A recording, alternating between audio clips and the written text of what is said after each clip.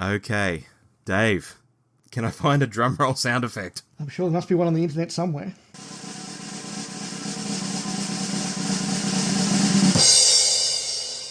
So here we are, Dave. We're going to talk about Davo at long last. We are, and we're actually going to talk about Peter Davison, and when we say that, we actually want to talk about him. Sure, we'll go off on tangents, we'll talk about his era, other people in his era, but this is a conversation we wanted to have about Peter Davison, not about John Nathan Turner, and not about Eric Saywood, and not about Janet Fielding, and not about Terence Dudley, or any of those. We really want to look at this focused in on Davison and the Fifth Doctor. Yeah, I'm sure those people will get a mention, but they won't be our focus. That's right. We really want to keep it to Davo. All right.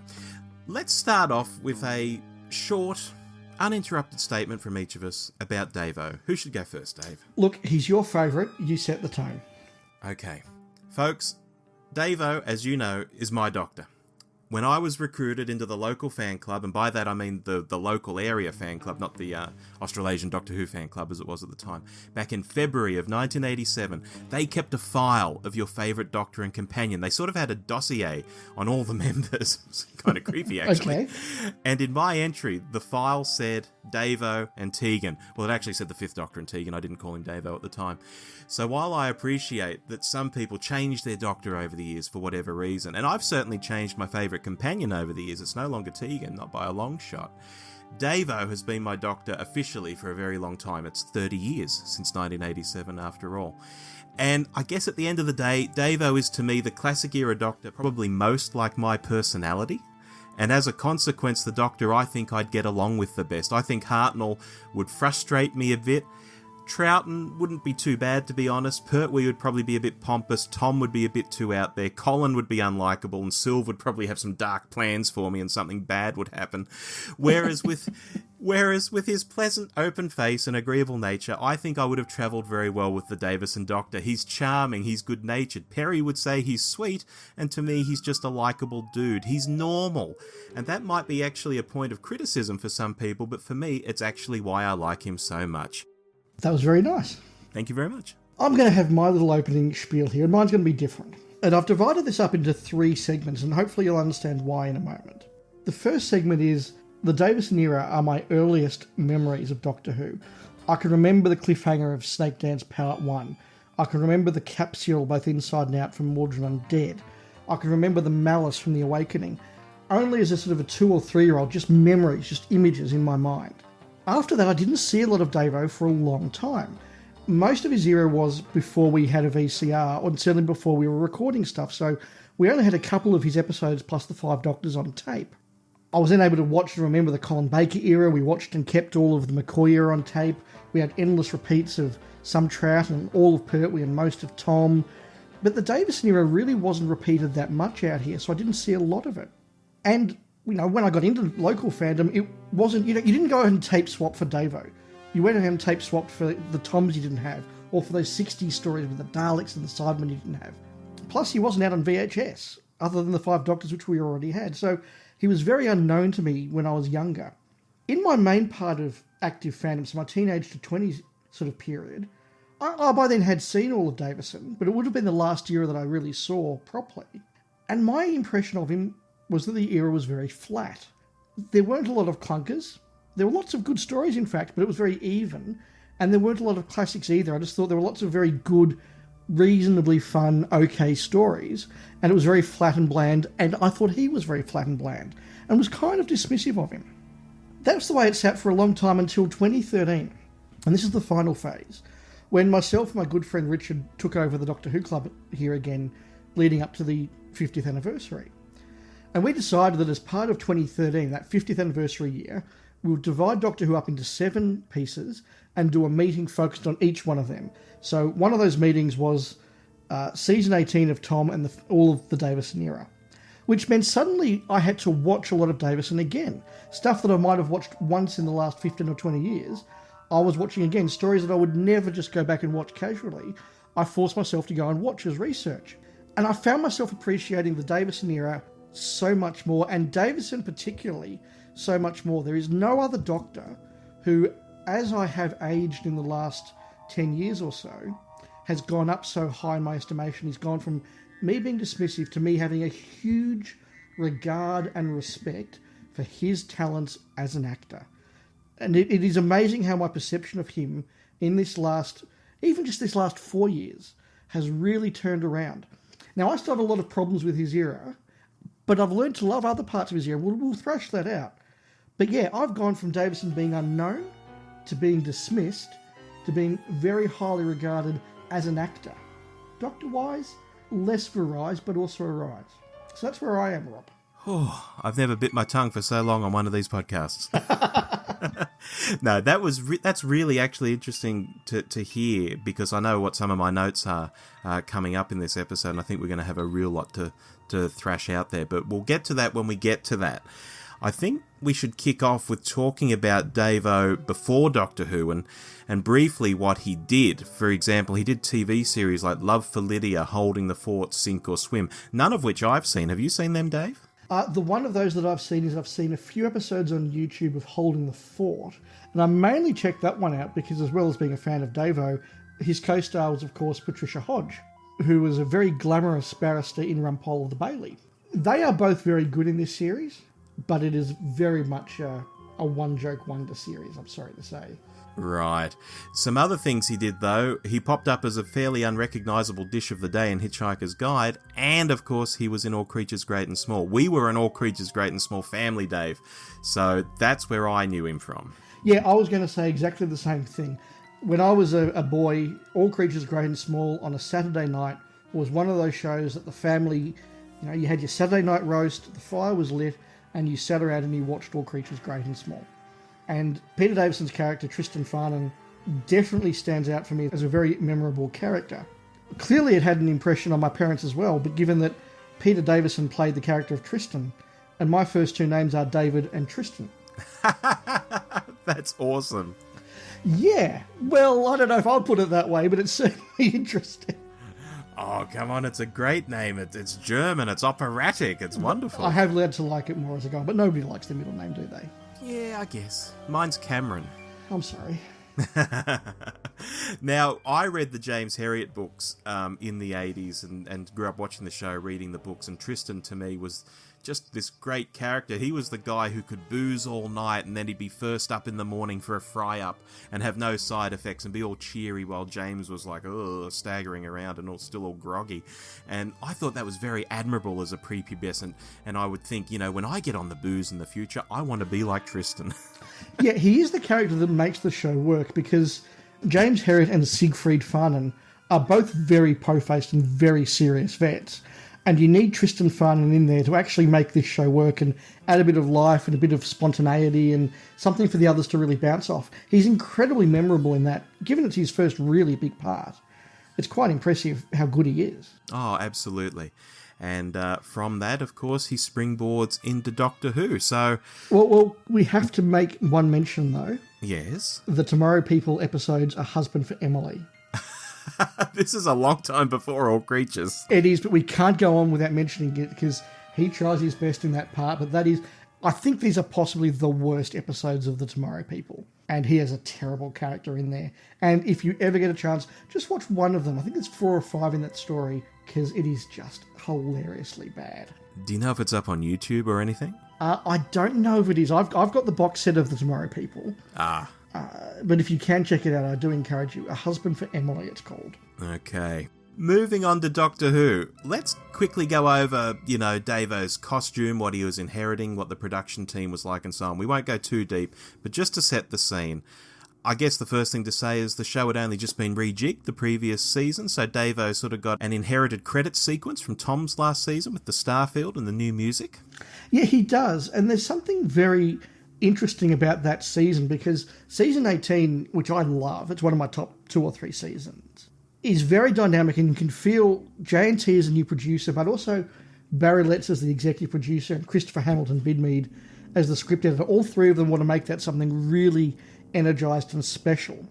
Season 19, Bidmead leaves, and they get a temporary script editor for a while in Anthony Root. J&T is now settled down into the role, and he's still very keen to do it well, but it's not that first dynamic year, and Barry Letts has left. Rob, do you think that they take their foot off the gas a bit in season 19? That's a really interesting question, because my notes for when we get to it are broadly that it's my favourite season, and I think it succeeds in spite of itself.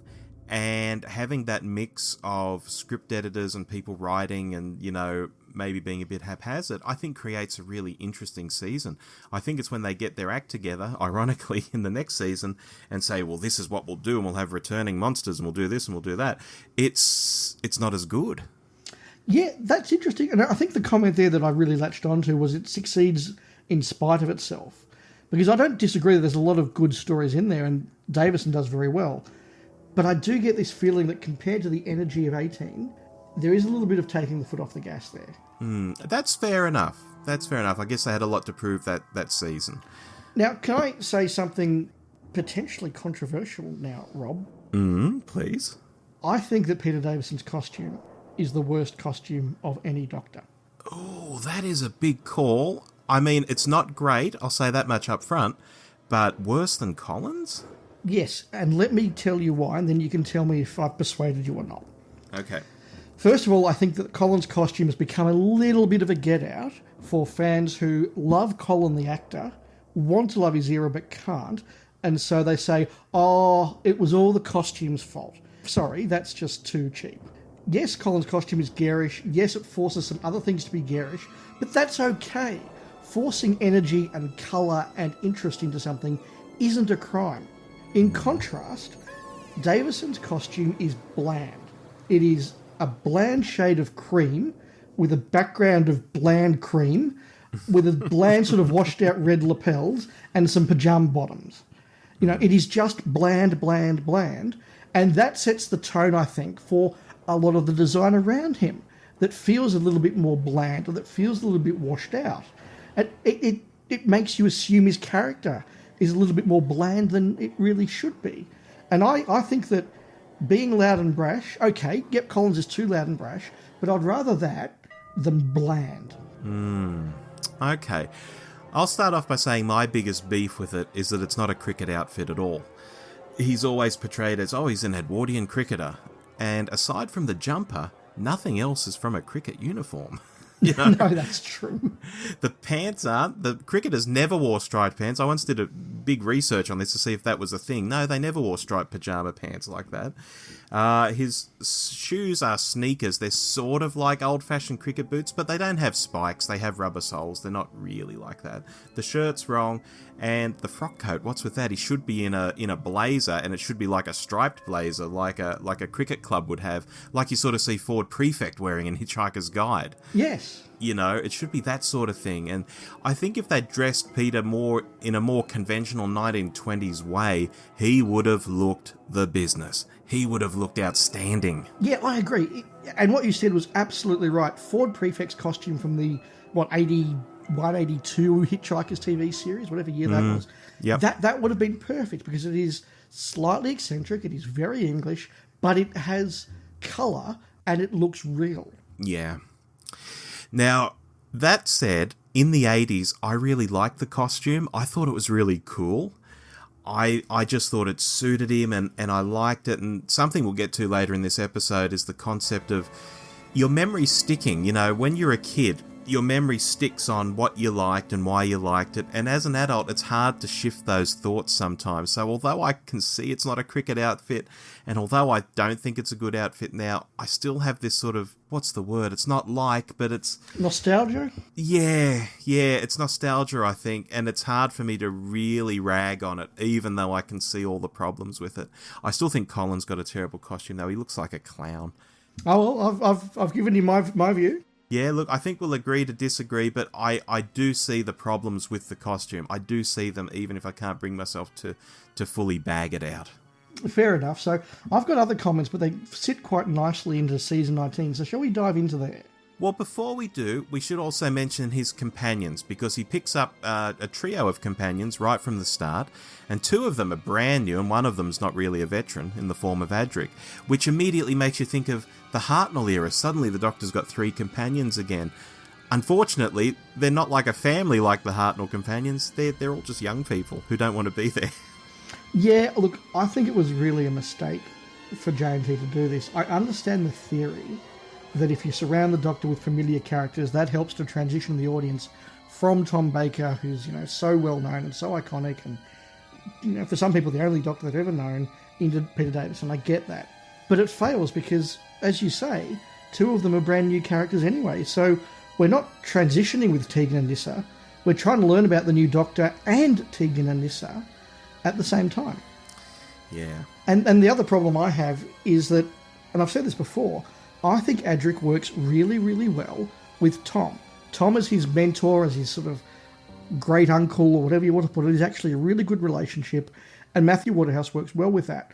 When the Doctor comes along, he's only really, sort of 5 years older than Adric, and there isn't a relationship, and clearly Davison and Waterhouse didn't get on. I think Adric suffers because of that as well, and I think that's a great shame. Although I would say what we know of Tom offset, he was probably even less predisposed to talking to Matthew Waterhouse and being nice to him. Davison, I think, may have been more affable, even if they didn't get on. I think Davison's the kind of guy who's probably affable with everyone just to keep things, smooth and moving.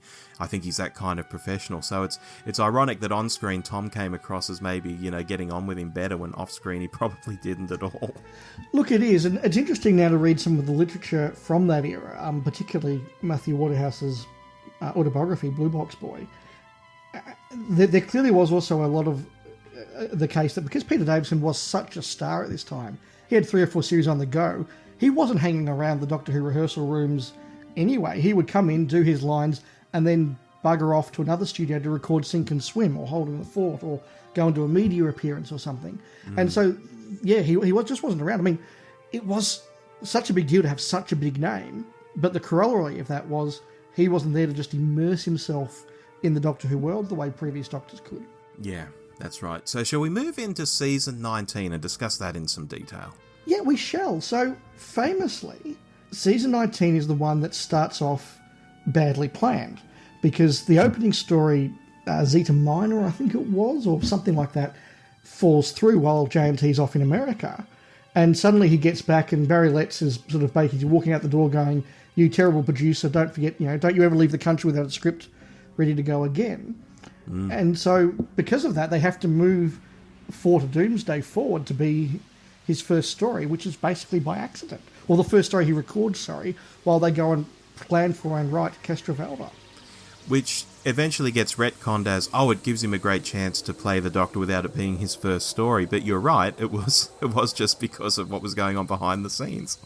Yeah, so maybe it's serendipitous, I don't know, but it is a worry that his first story fell through. Like, that's where the production office was at that time. Yeah, how does that happen? How does that happen? Yeah, now, what do you make of Castrovalva, Rob, from the point of view of Davison's introduction? There's 2 answers to this. The one is, when I was a kid, I just loved every bit of it because it's the most broken up story, I think, of his era. Like, the first episode, I don't think even mentions Castrovalva. We don't know anything about it. It's called Castrovalva. First episode has nothing to do with it. Second episode, they're doing something else. It's only the third and the fourth episodes, rather, where the Doctor is really up and about and doing things. So it's almost like a more episodic kind of piece than a complete story. And I kind of like that as a kid, although as an adult now I think, oh God, he's just not doing much for half this story. And then it's all sort of resolved in the last 2 episodes. And, we all chuckle at Matthew Waterhouse trussed up in the Master's TARDIS and the, the cherry picker that Anthony Ainley's on as he rises up to look at him. It's not a great story, but it's imaginative. And I find that, quite good. Yeah, I'm almost the inverse of you. I look at it now, and I find it an incredibly imaginative story and a really interesting opening. When I first saw that as a kid, I reckon I would have been about 9 or 10 when that was repeated and I saw it.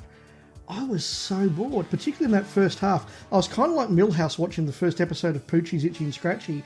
I was thinking, when are they going to get to the fireworks factory? And there's our Simpsons reference for the episode. Look, it is an interesting choice to introduce the Doctor in a story where he's unconscious for the first 2 episodes, barely conscious for the 3rd episode, and sort of recovering from a hangover for the 4th episode.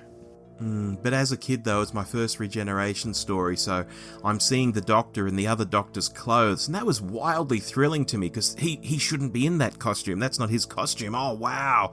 You know, and they were getting around in the TARDIS and finding these rooms, and one looked like a cricket pavilion. What was all that about? You know, I was just really excited by it. Interesting, okay. But again, that was as a kid. Yeah, no, it's interesting. We had very different reactions. I have a lot of respect for Castrovalva. I think it's a very poor opening for Davo. Fair enough. He doesn't get to come out and say, I'm the Doctor, let's do stuff. No, not at all. Not like, say, a Colin Baker, who just sort of leaps up and he's out and about and throttling Perry, and all sorts of things are happening straight away. Yeah, it's a very slow start. Well, we'll just look at Tom in Robot. By halfway through part 1, Tom's out investigating the site of the break-in. Yeah, exactly. That said, for to Doomsday, I really like him in that. I don't think it's a strong story for him, but particularly those opening scenes where he's wandering around and he's just really excited by the alien tech, like, oh, look at this is really cool. Oh, I love that. I think that's where you start to see a bit of the Doctor in him. Oh, absolutely. And the irony is, it's the first time he's stepped out of the TARDIS, quite literally. That's right. Which is great. And a lot of people bag for to Doomsday. A lot of people pan it. But I think it has all these wild ideas going on, like all these Earth cultures being seized and taken on board. And they're turned into androids after their, so-called flesh time. And Monarch wants to go back in time to find out if he's God. There are the dodgy bits too, like Tegan knowing that very particular Aboriginal dialect, when I would say 99.999% of Australians don't speak Aboriginal at all, of any variety. So that's really weird, although people overseas always seem to think, oh, that's really good, that's inclusive. Tegan would know that. Yeah, she's from Brisbane. She'd know that. No, she really wouldn't, people. Trust us on that. Or her fashion drawing. But as an idea, the story's really imaginative. And this goes back to what I was saying earlier about season 19. I like the whole thing because everything just seems to be imaginative, or at least interesting. And what I like about it as well is that as a boy, it was what space was meant to look like. Space was meant to be all gleaming metal and flashing lights. And the Davison era largely was. And I like that. Do you know, I've always, well, not always, but once I got a feel for what Hartnell stories were like, thought this was maybe a bit like a Hartnell story. Does that play into it for you somehow? Because I know you like Hartnell. Look, I think it does. I think actually a lot of season 19 is very, not Hartnell-esque particularly, but 60s. Black Orchid is a historical. The Visitation is a very sort of straightforward alien crashed on Earth story. They are very simple stories. And again, when you compare that to what had just come before, your Full Circles, your State of Decays, Warrior's Gate, Legopolis, you actually have got back to just some really nice, fun, simple stories. I don't know that, with possibly one exception, there's a really standout classic in there. In season 19, Earthshock? And that was the one exception that I think I'd allow. Yeah. I think that is a classic, but that feels more like season 20 in some ways. Yeah, true. It does stand out in that season. Oh, for sure. Absolutely. But next in the season is Kinder, a story I love. Yes, likewise. And every time I rewatch it, I like it even more. And again, I think there's some imagination behind it. And the fact they're in a forest in a studio, I don't care. To me, it's fine.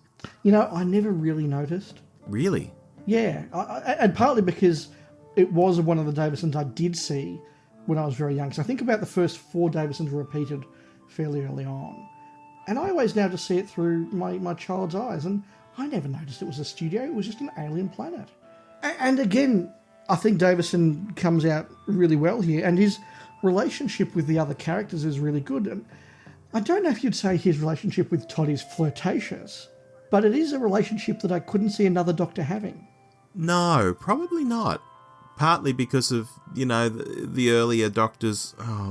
as soon as I say this, you'll think of like Hartnell in the Aztecs or something, but the earlier Doctors really weren't sexual at all. And I'm not saying that Davo is sexual here, but just that added frisson because he's so young, I guess. Yeah, and he's also less dominating as a character. And so it does allow for other characters to have a more equal relationship with him. Yeah, I mean, his relationship with Todd, I I have often thought, she'd be a really good companion compared to the other three. I'm going to disagree, because to me, the companion should never overshadow the Doctor. Okay. And I think she would actually overshadow the Doctor. I think it's hard enough for Peter Davison as a very young man to get away from the other companions he has. The TARDIS crew does feel in this season like four equals, not the Doctor and his companions. It's the TARDIS crew. Yeah, okay, I can see that. I guess I was thinking, like, Nyssa is meant to be a scientist and meant to know all this stuff, but comes across as a wet blanket more often than not, whereas here's someone who can science it up, and they're really, really likeable. Oh, they're very likeable, but yeah, would she have overshadowed the... We'll never know. We'll never know. The Visitation. I really like this. Yeah? And I'm not sure why. That filmic quality is really good. The pteroleptals are cool. I can't really remember, though, what Davo does, other than get locked up and... Is this the start of that sort of trope of Davo being a little bit, not out of control, but sort of being buffeted by the story? Yes. I know what you're trying to say. He gets locked up a lot in this. The cliffhanger to part 3 is him sort of standing there helpless as, "Don't do it, Tegan, it'll be the end of us all." He gets the sonic screwdriver destroyed. It's just sort of like, come on, Doctor. Throw a punch or something. Not literally, but narratively, throw a punch. Would we agree it's a very deliberate style to take him away from Tom Baker, who'd walk into a room and dominate it and know everything that was happening, and it was always in control, but it goes too far maybe in the other direction? Yeah, I think so. And the reason I raise it is not so much to bag him outright, but to point out how this pendulum does swing back as his era sort of goes on. And I think this is probably the furthest point of the pendulum. In Visitation, he's really quite helpless the whole time. No, that's fair. I've always particularly liked this. I mean, it gets bagged for the disco android and all that sort of thing, but... Oh, the disco android is great! I know. I think it's a great design. I love that there's some location shooting. I even don't mind that it ties into the Great Fire of London. You can sort of see it coming a mile off, but there it is. I've always quite enjoyed this, and the Richard Mace character, so enjoyable. I mean, there's one people say, he could have been a companion. No, I won't go that far with him. But what's it say that this is now 2 stories in a row where we've gone, why couldn't we have them as companions? Yeah. Whilst, Nyssa's unconscious in the TARDIS. Nyssa's busy making Meccano sets in the TARDIS. Tegan's locked up or unconscious in the TARDIS. Tegan's unconscious in the jungle. Adric's just sort of there. Oh, but Richard Mace is really good. Todd's really good. Well, I was going to say, the Tegan character doesn't want to be there, all these episodes. She just wants to go home, and that's not very inviting. No, it's not. And look, this point's been made before by many people. Yeah. As fans, particularly as kids, you watch, and the thing you want most in the universe is to travel in time and space with the Doctor. Tegan gets the chance to do it, and she doesn't want to be there. And you just spend the whole time going, well, all right, then, you bugger off and I'll take your place. If you don't appreciate it, I'll do it. Yeah, we'll get another Australian in there. Moving on to Black Orchid. This is one I've always loved. People say, it's a Terence Dudley story, it's terrible, what's happening from the first scene, etc., etc. But gosh, I loved it. The Doctor got to play cricket. As an Australian, that's perfect. However, it's the one that Davo hates. I know. I love the commentary. I absolutely love this commentary track. The one that starts with... Now, I know that some fans get very upset when we make fun of a story, so if you're one of those, don't listen, because this is a Terence Dudley story, and we don't like it, and we're going to point out all its faults. Yes, if you've never listened to a Davison commentary track, this is the one to start with, I think, because it's great. It is very, very entertaining. Even if you disagree, because I disagree. I like Black Orchid as a story. I love the setting. We've got the Doctor in the 1920s. This is the era he should be in. And gosh, when he gets out of his costume and he's wearing different clothes, it's like, yeah, he could look fantastic in this era, even when he's wearing fancy dress. Yeah, I think it's a very good story for him, with the exception of the middle third, where he's just wandering around helplessly in the mansion. In his bathrobe. In his bathrobe, yes. But, Oh, maybe this is my guilty pleasure episode of this series. I do think Davison is the best thing in this. I think when Davison starts to engage with the plot, he does it really well. The stuff with the cricket is fun. I do enjoy that. The middle third is really, really bad, though. And again, you've got a lot of Davison not being involved with the story, whilst three companions go around and go, oh, what's this? It's one of these. Oh, why are people doing this? I don't know. Can I have a drink? What's that drink? Yeah, true. Just on the cricket, though, how about that scene where the guy goes, what do you bowl, old boy? And he goes, fast. That's right, yes. In this really dramatic way, and you think, oh my God. But he's actually just bowling medium paces. He is, but he does take that wicket. He does, which was a bit of a fluke, but it's on film. In massive contrast to Black Orchid, we then dive into Earthshock. In fact, in massive contrast to probably the entire season, we then dive into Earthshock. Yeah, it's the one that stands out this season, both for the storyline, the returning adversary, and also just the style of it compared to the others. Is it the best of the first half of the run? I'm briefly looking at the list, and I would say yes. For me, it's an unquestioning yes. Yeah, look, I had to check because it does have Kinder in there, which I love, and Snake Dance I also have a soft spot for because it follows up from Kinder, but then some Black Guardian trilogy. No, it's the best. Yeah, I think it is. It occasionally comes in for a bit of a bashing from people who are too smart to really appreciate it. if I can put it like that. People who enjoy looking down on stuff that other people like. Yeah, I know what you mean. It is just a fun, exciting adventure. And again, it's what I imagine Doctor Who goes into the future to fight aliens is like. The space freighter looks good. The soldiers' costumes look good. The Cybermen look great. The companions kind of all get little bits of stuff to do. Again, there's still too many of them.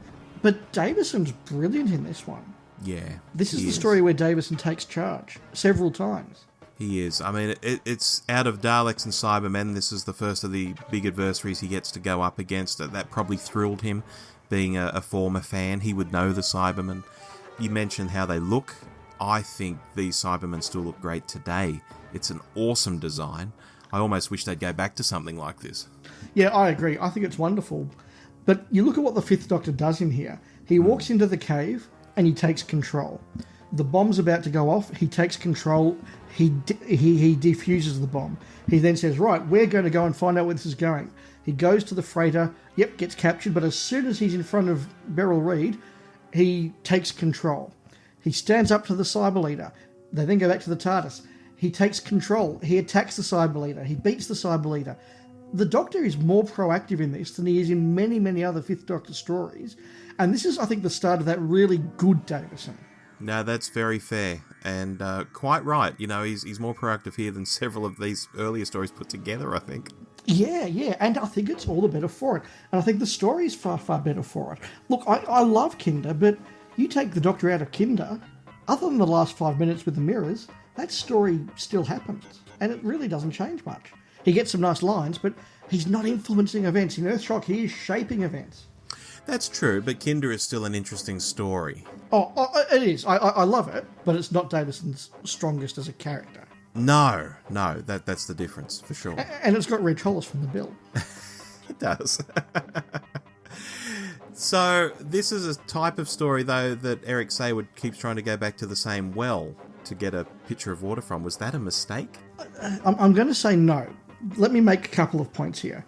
To what extent is it Eric Saywood going back to the well? I think it's more J&T. And again, if you read Richard Marsden's excellent book on the J&T years, they talk about how J&T would, regularly go out to the pub with some of the super fans in the UK. And when Earthshock came out, particularly that famous cliffhanger of the Cybermen, they were all, genuflecting around him. My God, you've made the most wonderful Doctor Who story ever. This is amazing. And forever J&T's now, I need to do that again. Give him that again. Make me another Earthshock. And Eric Saywood's like, well, I've got other tricks in my sleeve. No, make another Earthshock. Yeah. The other thing is people say, this is Eric Saywood doing this. This is Doctor Who doing what Doctor Who always does, which is be contemporary. You watch the Davison era and it could only be made in the 80s. Just as the Williams era could only be made in the late 70s. Just as the Hinchcliffe era is the early 70s.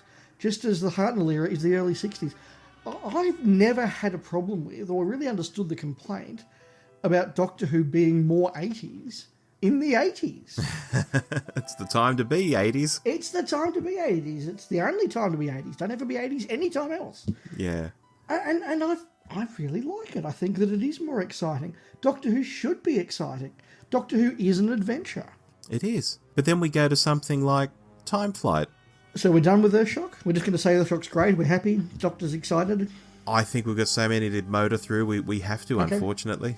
Maybe I'm just putting off Time Flight. Look, Time Flight, Time Flight is not awful. Time Flight is just cheap. Yeah, there's a good idea behind Time Flight. You know, the concept of one Concorde going missing and then taking the next one back, and, you know, what they find back in time. Wonderful. That's quite an interesting idea, but yeah, it just doesn't look good. This is an example for me of where the target novel really did excite me, and then the TV version didn't fail to live up to it. Quite often, because of the repeats we had in Australia, I saw the TV version long before I read the book. Time Flight was one where that did happen in reverse, and it was to the detriment. Because, yeah, I remember being really excited by the Time Flight novel. Look, there are flaws, you know. Why is the Master dressed up as that, whatever he's meant to be, doing the charade nonsense? And yeah, okay, that's stupid. But, you know, if we're going to write off stories where the only Master does something stupid, well, there goes half the 80s. Yeah, true. I found the plot before I read the target novel later in the 80s, I found the plot quite complex as a younger viewer. Yeah, that's fair. Probably the most complex plot of the season, actually. I think that's very fair, and it's the mark of what's to come from Peter Grimwade as a writer. Because he's about to give us Mordred Undead, he'll later give us Planet of Fire, and they are also, Mordred Undead particularly, incredibly complex. So I think, yeah, you can see the germ of that. I don't hate Time Flight. I do think it's flawed, I do think it's cheap.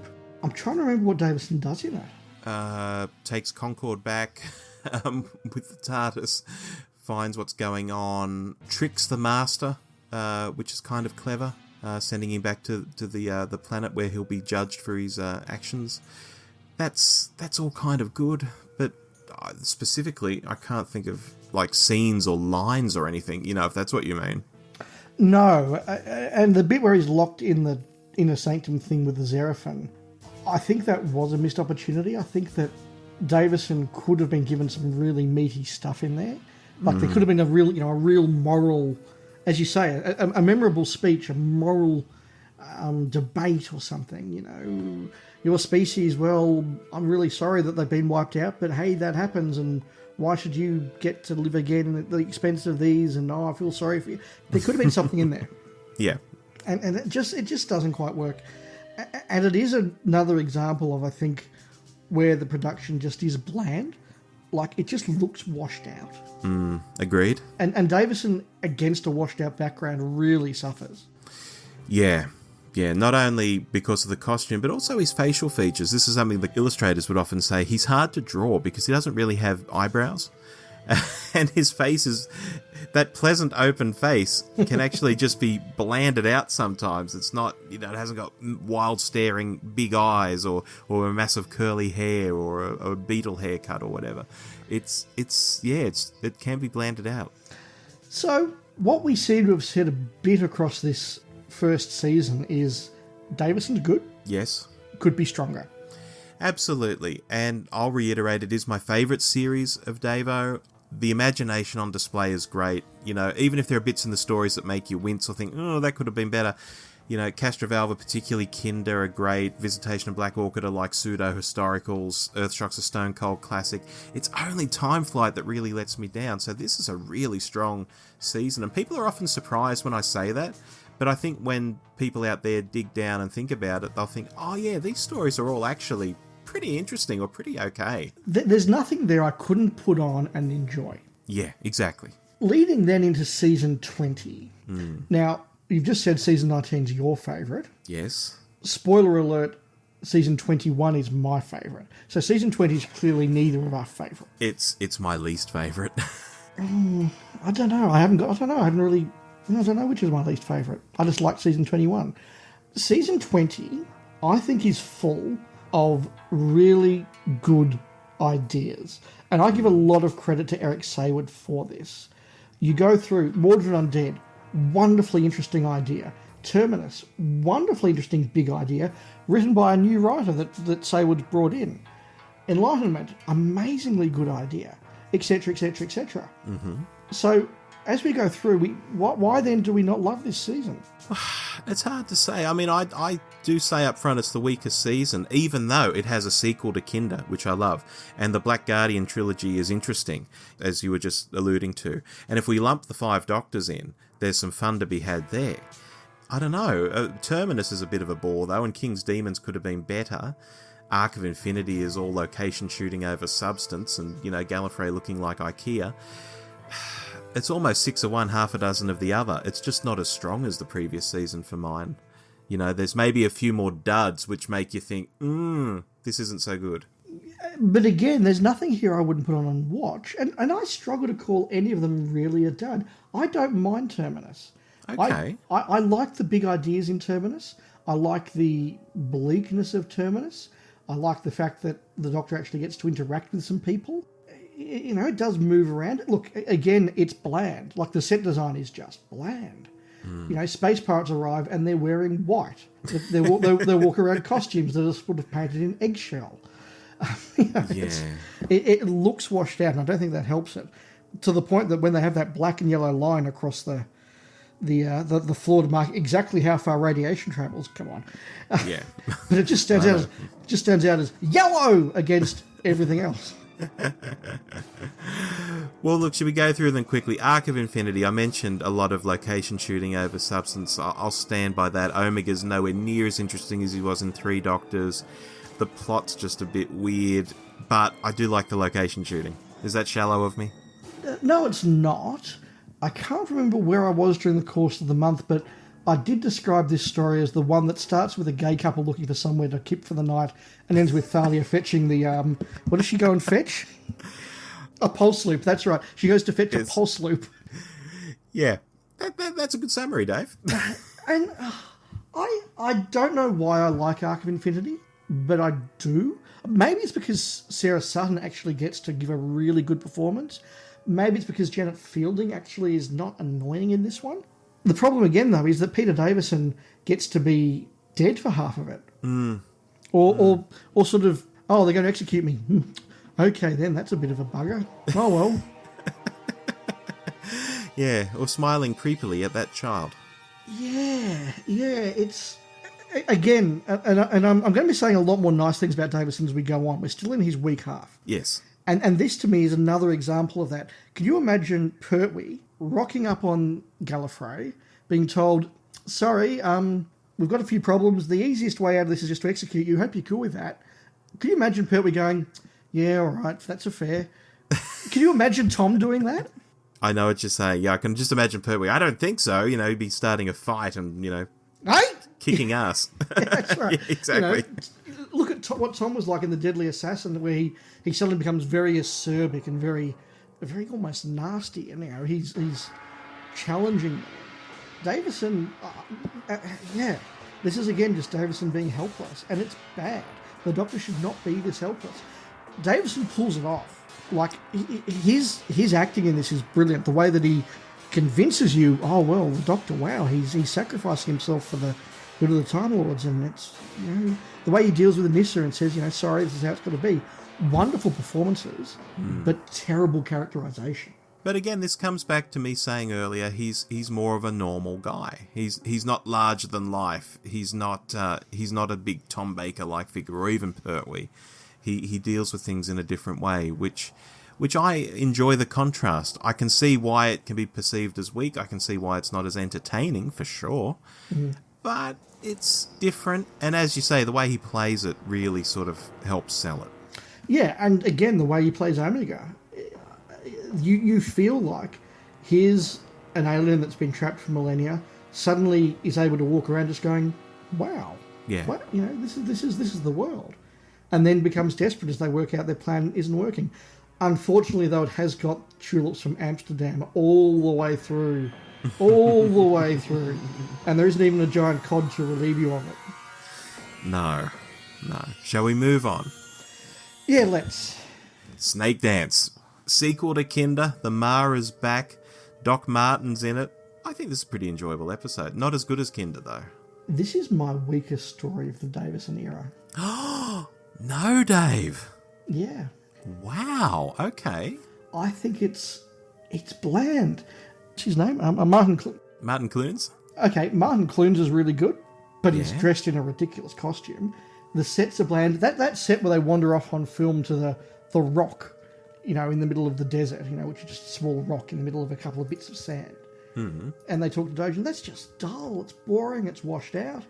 The Mara's kind of doesn't do anything. Like the Mara possesses Tegan, and she goes and hangs out in a cave for 3 episodes. We're supposed to be amused by this very boring archaeology professor. Well, I'm not excited by archaeology professors. I'm just bored by Snake Dance. I'm sorry, Rob. And again, the Doctor is kind of just pathetic in this. He doesn't take control. And that last season where he's trying to convince everybody, don't do this, don't look, find the inner silence or whatever it is, everyone's ignoring him, and that's a really bad look for the character. Tell me I'm wrong. Look, you're not wrong from the point of view that it's at least weaker than Kinder. I find it hard to think of it as being the weakest in the era overall. I quite like the way they imagine the Mara's return. I think is done in an interesting way because it's not a retread of Kinder. They're on a different planet. They're doing different things. I thought that was quite imaginative for it not to be just a straight retread of it. I see again what you're saying about the Doctor. It's hard for me to bag Davo though, Dave. No, that's okay. That's okay. He again makes scenes work that otherwise wouldn't. Mm.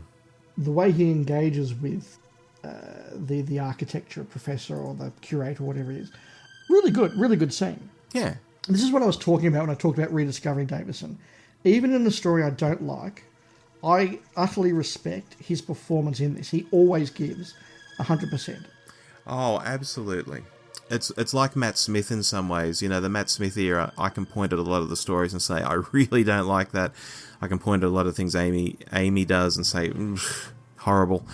But Matt is always on. I think the one exception is maybe Nightmare and Silver, where I think he really cracked it on set, and it sort of shows in the performance. But other than that, Matt Smith is always like this as well, I think. All right, well, let's move into then a run of stories I really do like, because I like pretty much the rest of the season. Mm-hmm. We almost have to take the Black Guardian trilogy as a set, I think, because they are 3 brilliant ideas. Yes. Very cleverly done. I think that Mordred Undead, contrasted to a lot of the era, looks really, really lush. And that's a real credit to it. Terminus, as I've said, does look bland and washed out. It's got that awful Davison blandness about it, but it's a fascinating story. Enlightenment, a fascinating story. Again, it looks really, really good. This is, to me, where the Davison era really starts to turn. Enlightenment, the Doctor actually does start to lead again and take charge. Mordred Undead, the Doctor's engaging with the Brigadier, and I think Nick Courtney helps him to lift and take charge. It does, again, though, have the Doctor, for you to get out of this, you're going to have to sacrifice your 8 regenerations. Oh, okay then. Yeah, fair. But you can see the change in the Doctor's character as I think Davison does become more confident. And I love the Black Guardian trilogy. I really, really like them. I think this is where the Dr. Davison era kicks off. Robbie, are you with me on this? I like it. We mentioned earlier Mordred Undead has a very complicated sort of plot, which again, as a kid, I didn't fully grasp. I mean, I was watching it and sort of understanding it, but not fully getting it. And, I think that's kind of a problem when it's a show, particularly in the 80s for kids. The other 2 are much more understandable stories. I like the introduction of Turlo. I thought he was a really interesting character from the start, and he only got more interesting as far as I'm concerned. He's quite a good companion, one I've always liked, actually.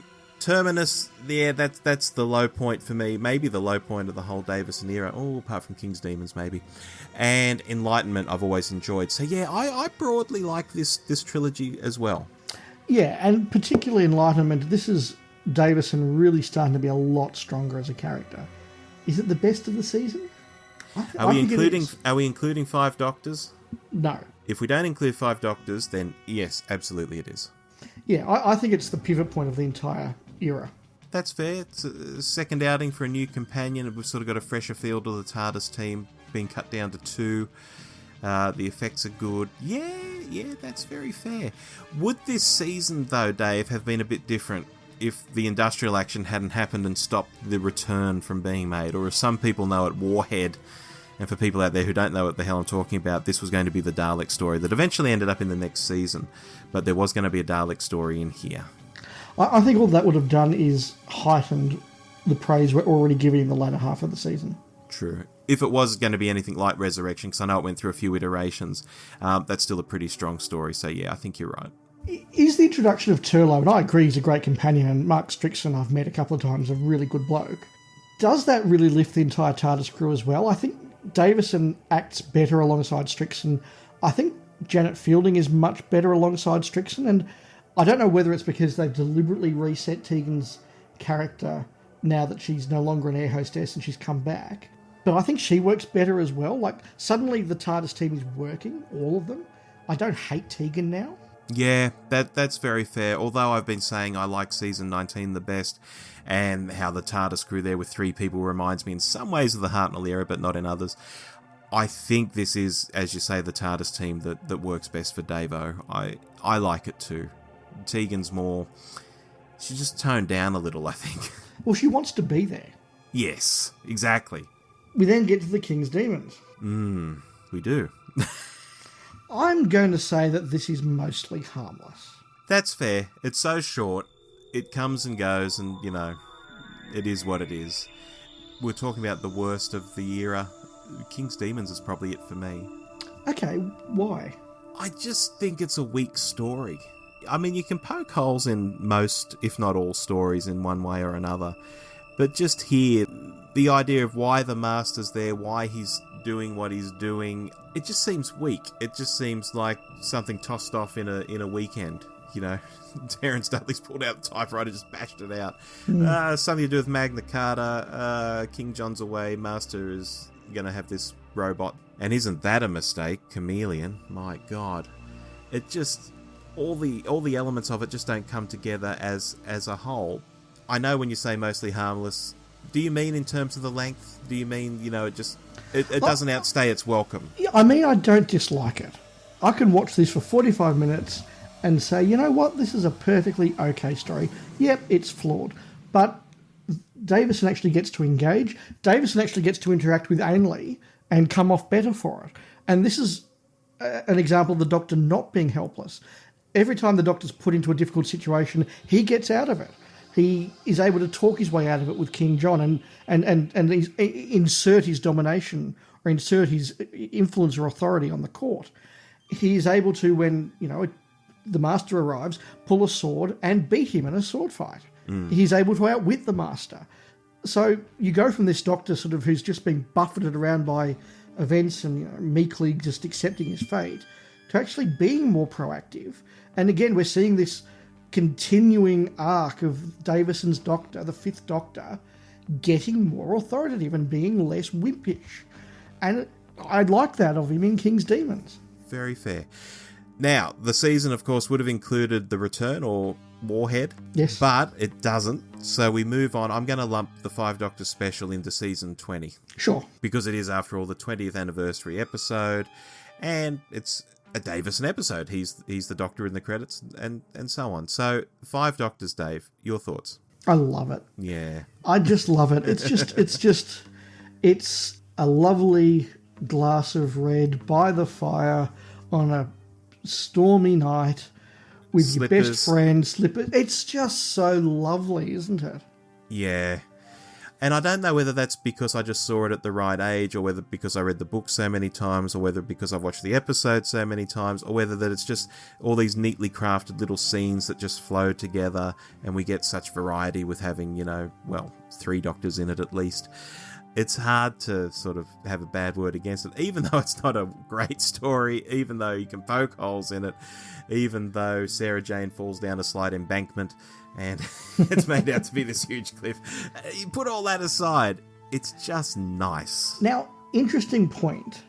This is obviously the only time that Terence Dix writes for Peter Davison. You're right, yeah. Terence has always said you don't write for different Doctors, you just write the Doctor and let the actor put his performance over the top. Which I've always found kind of BS from the point of view that there are certain catchphrases that only certain doctors would use and so on. So you've got to write those in, surely. Oh, sure. I'm sure Terence is simplifying here, but in this story, he does kind of just write the Doctor, and Davison does do that, and he's again goes up another notch when it's Davison with the first Doctor. Even though, okay, it's Herndon, not Hartnell, but even so, they're equals. When the Doctor confronts the High Council, he doesn't take any BS from the High Council. He's in there just, calling the shots and calling them out. Yeah. Again, I can't imagine Davison of season 19 doing what he does here. And maybe one of the reasons why I did have something of a soft spot for him was because this was the one Davison story we had on tape, and he is better here than he is elsewhere. And maybe I was a bit disappointed when I saw some of his other stuff. Do we know if some of those scenes where he is so assertive might have meant to have been Tom Baker scenes or something like that? Well, originally it was meant to be Tom that went to Gallifrey, so yeah, maybe. Yeah. And again, I take on board what you're saying, that Terence does say, you just write the Doctor, but if they were originally Tom Baker scenes, and when we jump forward to Caves of Androzani, I think Robert Holmes was thinking of the Tom Baker Doctor when he was writing that, and it turns out to be Davo's greatest hour. I wonder if he's just written a bit differently, whether that also helps Davo shine. Yeah, maybe, because he does shine here. It's a lovely story, and he's so good in it. And he gets to lead. Yes. Oh, yes. Well, he is the Doctor. He is the incumbent, yeah. Season 21. Season 21 is in my top 3 or 4 seasons of the classic series. That's a big call. That's a huge call. Yeah. Okay. Let me say I don't count Twin Dilemma as being part of season 21. Sort of in my mind, like in my mind, it's part of season 22. You know what I mean? Oh, absolutely. And in fact, as a kid, I always thought it was, because that was the most logical to me. Yeah. Exactly. That the new season would start with the new Doctor. So I think that this is just hit after hit after hit, with only one exception. Warriors of the Deep. No. Oh no. You're going to say The Awakening, aren't you? I am going to say The Awakening. Yeah, I thought so. Whereas I quite like The Awakening. A lot of people do. It's a real Vegemite story, that one. It's out on location. Again, I'm a broken record. I'm a sucker for locations, and it's a small English village. What's not to like? True. But Warriors of the Deep, It's an exciting adventure in the future. It's a military futuristic base that, again, is all gleaming metal and flashing lights and interesting stuff. It's got monsters, and it's got the Doctor struggling against the inevitable. And I think that's where the drama comes from this. People say, oh, look, the hexachromite gas is there in part 1, and it's so obvious what's going to happen. Yeah, it is, but they're missing the point. Warriors of the Deep is the story of the Doctor desperately trying to find the alternative to the obvious and failing. And that makes for good drama. Is it fair to say, just breaking off from Warriors of the Deep for a moment, that the Davison Doctor does fail a lot compared to past Doctors? And that's a reason why some might not like him. I think that is entirely fair. Whereas to me, and we've said how much I love him, I like characters that fail. I like Shakespeare's tragic heroes. I like Hamlet. And although I'm not, sort of maybe lumping him in with Hamlet, I sort of do like a sad story. And I kind of find it more realistic when someone doesn't win all the time or know all the answers. Again, it comes back to Davo being a bit more normal for me, and me, responding to that. He doesn't lose in Warriors of the Deep. He still saves humanity. True. He just doesn't do it the way he would have preferred to do it. And that, to me, is a good bit of drama. Look, I'm not saying that Warriors of the Deep is a brilliant story, but I've always enjoyed it. No, that's fair. There are laugh-out-loud moments in it. We all know what they are, with the karate kicking and, the murker and so on. I get all of that. But, yeah, there are some nice bits in it too. I have said in the past, I love the reimagined, I should say, Sea Devils. Yeah, I really like them. I don't like the reimagined Silurians, but their base is really good. Their ship is really good. And again, people say, "Oh, the light should have been turned down." And well, no. First of all, this is the front line of half the world's defences. It's going to be the best possible tech there is. But you have to have the contrast between humanity, gleaming white, all the rest of it, and the Silurians and the Sea Devils, dark, gloomy, organic. Yeah, true. The contrast is important, but you also know my point of view that, you know, when they go to red alert, perhaps maybe the lighting could change a little, and just hide a few of the flaws. Look, fair enough. But I defend Warriors of the Deep. Fair enough. The Awakening we've already briefly discussed. Again, for me, 2 parts, short and sweet. Location filming, English country town. Interesting premise.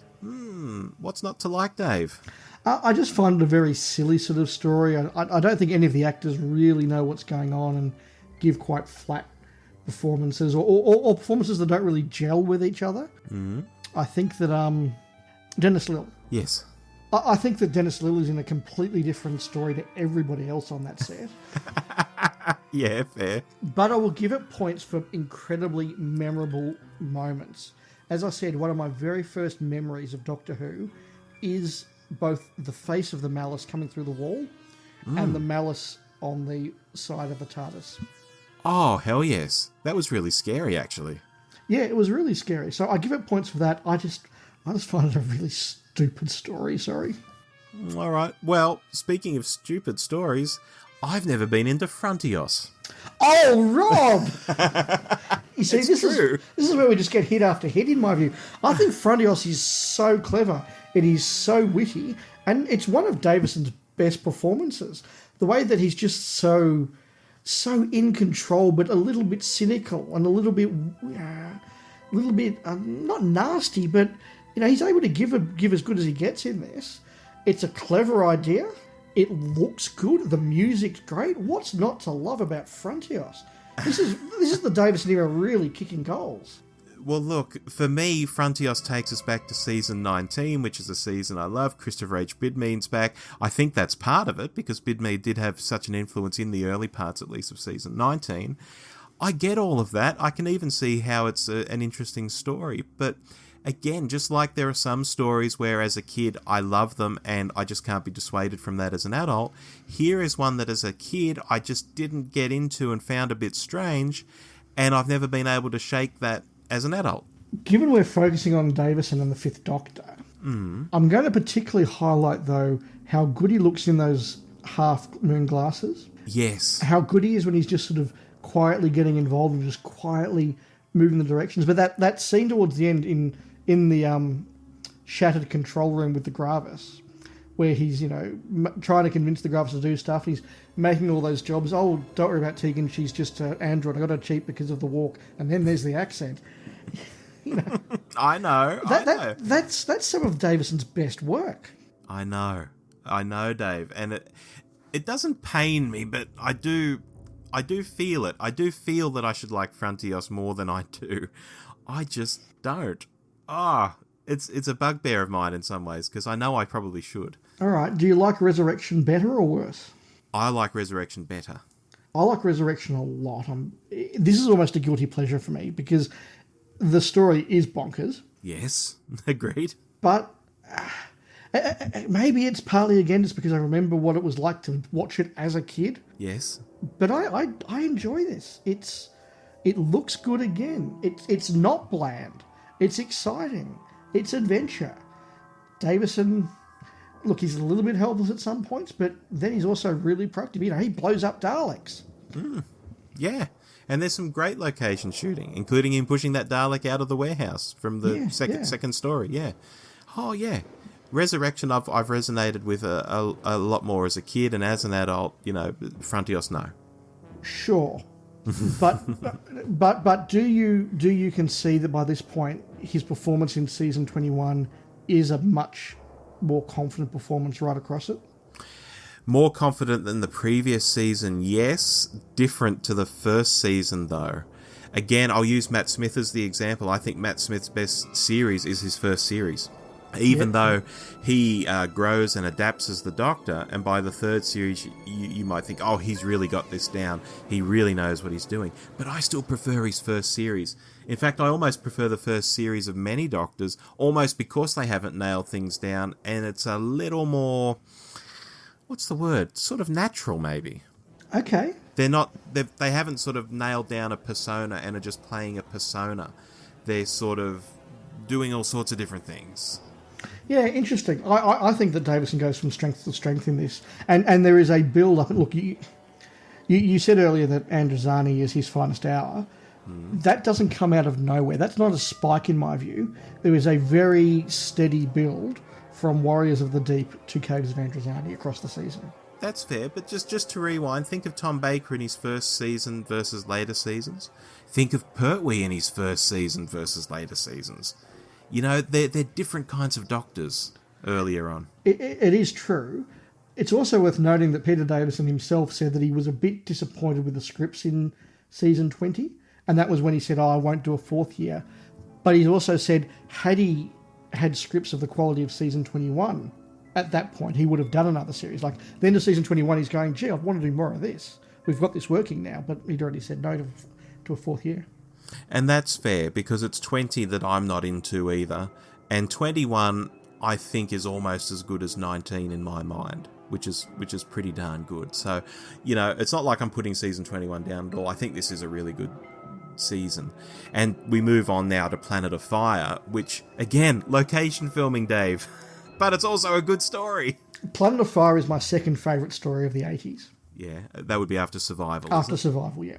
Okay. I think that this is the full package again. As you say, the location filming is just incredible, but the story is so sophisticated and deep and lovely.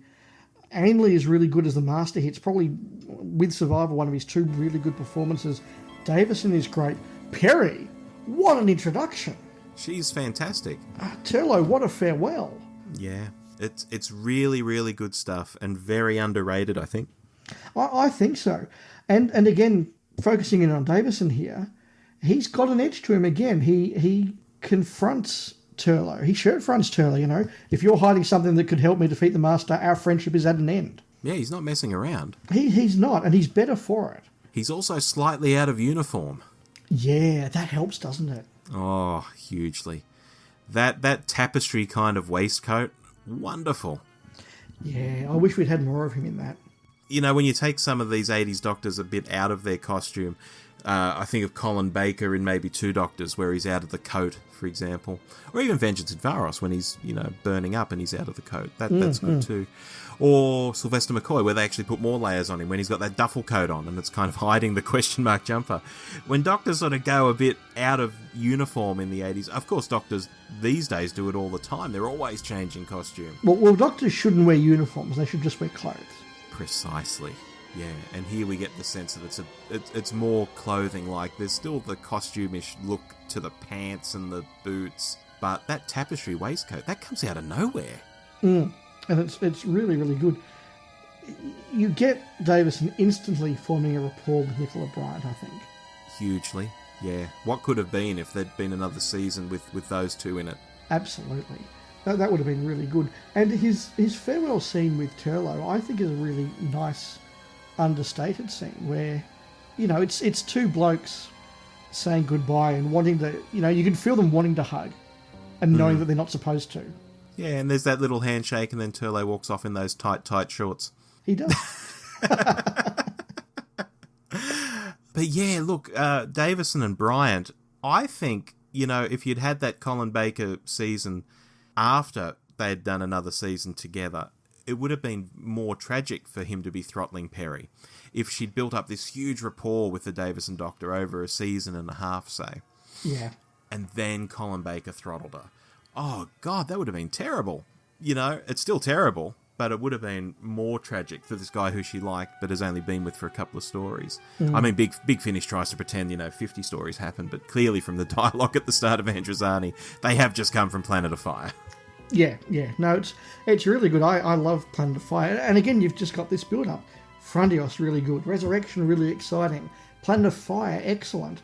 And then we hit the caves of bloody Androzani. And you say this isn't a spike for you. It's still a slight spike for me. I think this is better than any of the stories we've just talked about. Yes, it is probably better.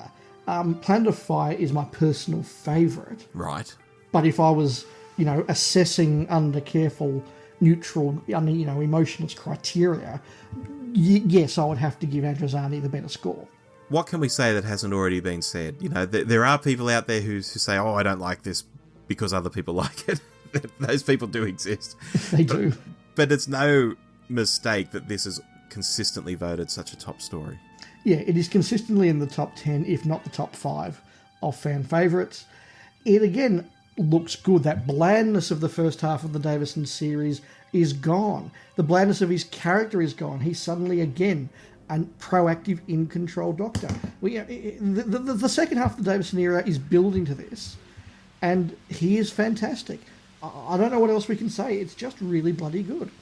I think people who have listened this far into the podcast will have seen it. I doubt there's anyone out there listening who hasn't seen it. You know what it's like. It's just great. Oh, if you'd only gone on another season. What do you think of the regeneration? Just that idea that, famously Tom died saving the universe, Davison dies saving Perry. I like it. And obviously they brought it back with Tennant. They wanted Tennant to go out in a small sort of way, just saving one person as well. I think it's got a lot to say for it. I get a bit bored by the universe is at stake kind of moments. I will pull it up. I don't know why he doesn't give the bat's milk to Perry before he starts carrying her back to the TARDIS. Why didn't he give it to her, have a dose himself? They would have both felt great and could have ran back to the TARDIS. Instead, he makes that error of carrying her and then spilling it and so on. But I guess that's got to be in the plot, doesn't it? But it does. Can we mention the infamous Australian cut of this story? Oh, hell yes, please. That is something that confused me for years because it's the only way I saw it, obviously, originally. Yeah, so when season 21 was first broadcast in Australia, we got to the end of Planet of Fire, and then it went into a repeat of season 18. Mm-hmm. This was because the censors were still working out what the hell to do with Caves of Androzani Part 4. In the end, they've just decided, well, okay, we'll show it, but we'll cut everything we have a problem with. So that means, now, viewers, just imagine this. We're in Jek's headquarters, we've got about 10 minutes to go. Yep. The first person bursts into that room to start that confrontation where, all the characters eventually end up in that room killing each other. So the first person bursts into that room, cut to, the room's on fire, and Jek's dying in the arms of the android. Yep, that's how I remember it. Everything in between is missing. And that's how we saw it in Australia for years. I had recorded this off air, and so I would watch it over and over, and I still couldn't make sense of what had happened. I don't think I even understood that it had been censored, initially. I just thought it was a really weirdly cut scene. Yeah, that's right. We had no idea. It wasn't until I got involved in fandom and started to learn these things that we had any idea, because, it was a long time before it was shown. And when it was shown, it was just the whole end was cut out. It's just one of those things. Growing up in Australia, we had a lot going for us. We had so many repeats. We were the envy of the world. But no, they cut that episode to hell. Very, very true. So we've got to the end. My takeaway is 2 points, Rob. And I'll perhaps give my two, and then you can reiterate by reaffirming how much you love it, because I know you do. Yes. The first point is to reiterate all through this, no matter how bad the story, and there's very few clangers in this era. There's almost nothing I wouldn't happily watch. But no matter what the story, Davison's performance is always incredibly good. And I never really appreciated until the last few years how good he was. I need to reaffirm that. But going back over the Davison era, I've realised how much his character has changed. From bland and helpless to incredibly strong and confident and frankly doctorish. I don't think he becomes doctorish until Enlightenment, and I don't think he really hits his stride until season 21. When he does, he is fantastic. And I think, as I said, hit after hit after hit. But I think it's a really slow burn this era, Rob. Okay. I joke about the Davo era being the greatest ever. Shock horror. And I think that's largely due to it just being so close to my own heart. But that also doesn't mean I think it's actually crap and I'm pulling everyone's leg either. I think, just like I mentioned about season 19, and you were quite taken with this idea, I think the whole era succeeds in spite of itself. And by that I mean Sayward clearly isn't the best script editor the show's ever had. And JNT had some very definite ideas that weren't the best. I mean, he hadn't gone completely nuts at the time of Davo's era. He wasn't yet casting Colin Baker just because he was funny at a party and then dressed him like a thinly veiled version of himself, all bright and colourful and Hawaiian shirty. But he was still putting the Doctor in a uniform and sketching out bizarre companions that didn't work, and hiring weird writers and directors half the time when, there was some real talent sitting on the shelf. It's no fluke that Robert Holmes returns to Who, having missed the entire Davo era, and writes one of its top stories. So when you add all of those things up, you think, how can this have succeeded? How can there even been a hope of something decent emerging? And yet we have Kinder, and we have Earthshock, we have Enlighten, we have the Five Doctors, we have Planet of Fire and Caves, and we have some stories that are almost as well loved sitting on top of some more average stuff. Compared to the Colin Baker era that comes next, and made under much the same conditions, same script editor, same producer, and so on, the Davison era is really quite good, and I put a lot of that onto Davo's shoulders directly. Yeah, there's nothing there I'll dispute. I think that's a very good summary. And just to go over something I said earlier, we had an episode of You and Who Talking recently where there was an essay written and read by Peter Kavanagh on the topic of the memory cheating, and he turned that on its head quite nicely to the memory sticking. And this is something I've mentioned a few times now, by which he means if you see a particular episode at a particular age and you love it, your memory can easily stick so that 10, 20, 30 years in the future, when a peer is seeing it, maybe for the first time, and says XYZ is crap, it may be that technically XYZ is crap, but in your mind, it never can be and never will be because the memory has stuck. And for me, with some of these episodes where we've debated back and forth on, well, you know, it's not the best, or the Doctor's not the best in this, and so on, my memory has stuck. And I think for some people, many people, their favourite era of Doctor Who might be similar, whether it's Baker or Pertwee or whoever it might be. Yeah, look, that's very fair and very lovely. Can I make a little tangential point here, Rob? Yes. One thing that I don't think has helped the Davison era, certainly in my mind, and I think in the mind of fandom generally, is the target range. Most of his books, I would contend, kind of fall into the middle of the most bland and dull era of the target novelisations. Most of them came out very quickly after they were aired on TV. The last one that came out was Black Orchid. A year before that was Awakening, and then before that you're basically down to them coming out sort of a year or so after they were done. But they're all very straightforward novelisations, and they've mostly got horrible, boring covers. They do. You know, they're just publicity photos of Davison, or really simple and dull pieces of artwork. I think, you know, one of the things that has made the McCoy era live on in fandom so well is the target novelisations. They look good and they're memorable and they're well written. The Tom era and some of the Pertwee era and some of the 60s era, they had these wonderful, you know, Malcolm Hulke novels, or the early Terrance Dicks novels, or the David Whitaker novels, or in the case of the Troutons, a lot of those later ones where Terrance Dicks had a bit more time, he's doing stuff like The Wheel in Space. Davison doesn't have those targets. He maybe gets one, and that one is Earthshock by Ian Marter. I think that's the one. Yeah, but I agree otherwise. Yeah, absolutely. So if you're a fan, particularly in the UK, who doesn't ever get repeats, and you are discovering Who via the targets, I think the Davison era would have been a very dull one to discover by a target. Yeah, that's fair. Although I must say the novelisation of Kinder helped me understand it more as a younger person.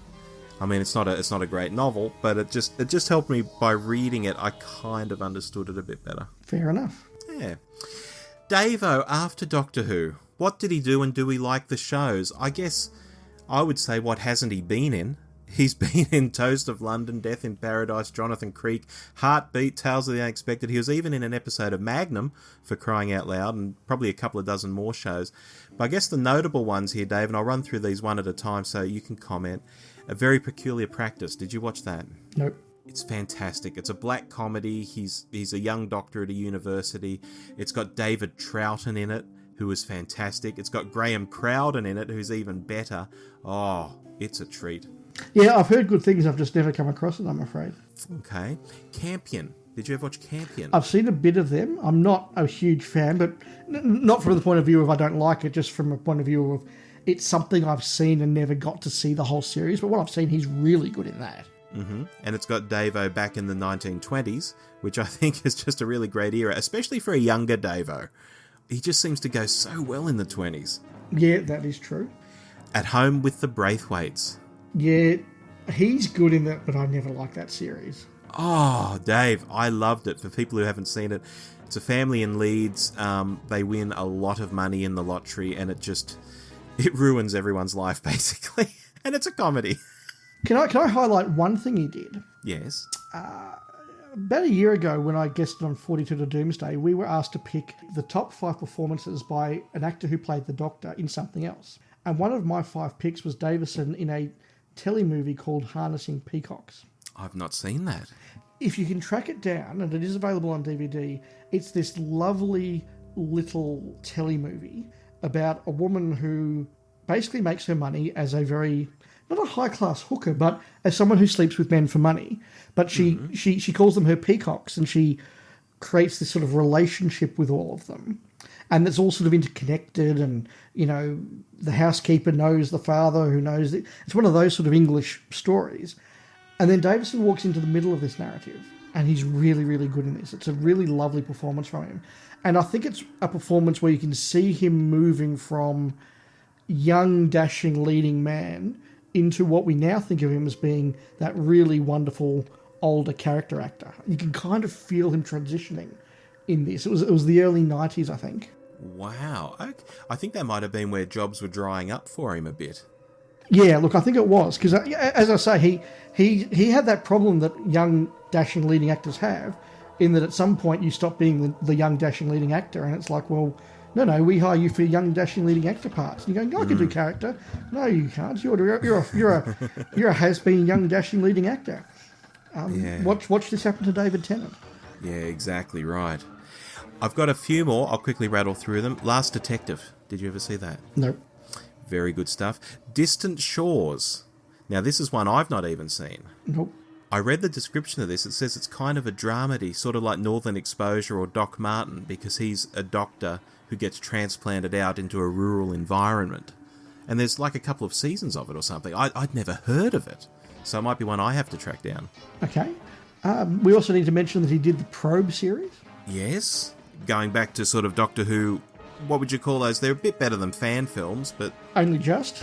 Only just. Good point. Of course, he did Dimensions in Time. Yes. Where he just has a really bad headache all the way through, apparently. Yes. He's also done a lot of Big Finish. Now, people talk about Colin Baker. Oh my God, Big Finish is the making of Colin Baker. I've never heard anyone say that about Peter Davison. No. Although we do have a letter coming up at the end of the show, actually in our next segment, where we do get some tips on some good Big Finish for Davo. But no, people don't really mention him in Big Finish. You know, it's usually Sylvester.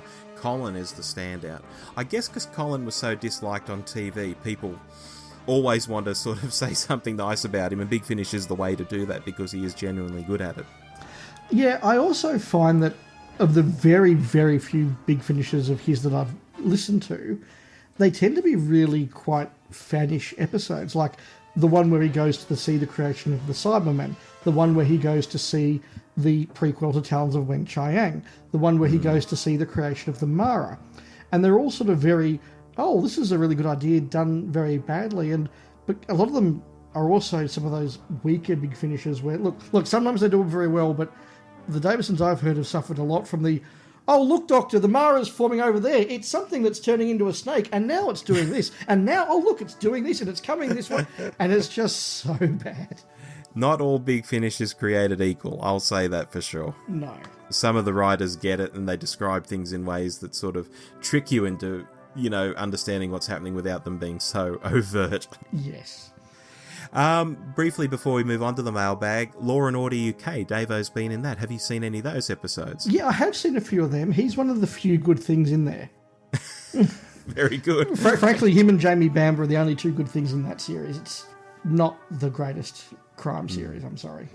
So I think it's fair to say that whether it's just one-off episodes or whether he's, you know, a lead of some kind in a series, Davo has probably had, I think it's fair to say, one of the best post-Doctor Who careers. Yeah, absolutely. I think probably, look, at this stage, without knowing what some of the new series actors will go on to over the next 30 or 40 years, I think it's very easy to say that. He's had a wonderful career. He's very talented. And, you know, in some ways, he's probably also the biggest name to have been cast at the time that he was cast. I think so. You know, not being the right age, it's hard to perceive.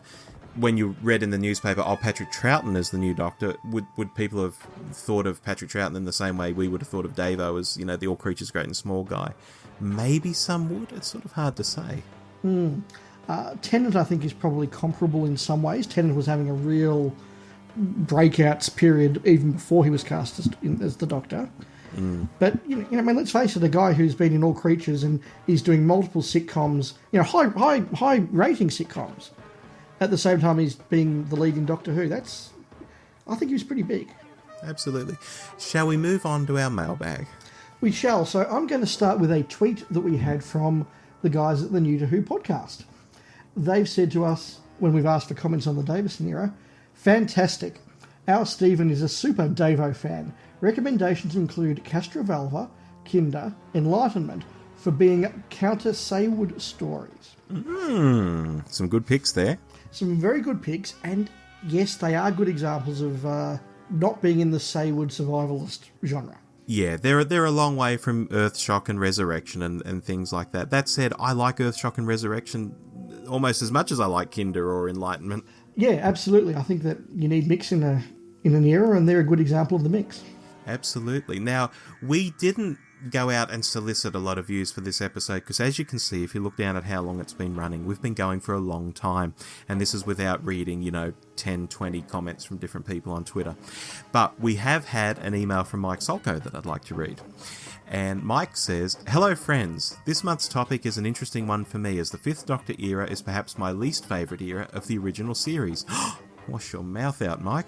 But I am always fascinated to hear why others love it. Over time, I've come to realise my dislike is in no way for the character or the actor. In fact, Davo is an incredible actor, but rather the interactions he has with his companions. Much of the bickering in the first series makes it difficult to feel attachment to any of the characters.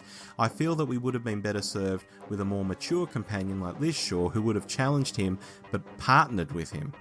To avoid coming across too negatively though, I want to throw out 3 Big Finish plays featuring the Fifth Doctor that are well worth everyone's time. Spare Parts. This one is almost as much of a cliche as saying City of Death is your favourite Who story, but it's well deserved. Mark Platt provides a tense script of the origins of the Cybermen with Davison and Sutton turning in great performances. Second, 1963, fanfare for the Common Men. The Doctor takes Nyssa to witness the Beatles in their early years, only to find they have been replaced with a 3-piece Liverpool band called the Common Men. Who are they and why have the Beatles been replaced? This one is a hilarious romp. And finally, the Starmen. This features the original Trim Time team in an epic space adventure. Everyone gets opportunities to shine, even Adric Waterhouse. This is a great example of how those early Davison stories could have gone with a team that wasn't on each other's nerves. I hope my dislike of the era does not find me disowned for long. Cheers to those who love it. The fact Who can be so many things to so many people is what makes it lovely. From Mike Solko. Yeah, thanks for those thoughts, Mike, and I actually echo a lot of your views, particularly at the start of that email. Yeah, and look, really good advice on the Big Finish plays too. Being a Beatles fan, I think I might have to listen to this fanfare for the Common Men one. That sounds like fun. That has piqued my interest, I will admit. So, Dave, that's it for Davo. That's it for Davo. So, before we wrap up, a couple of little things we need to say.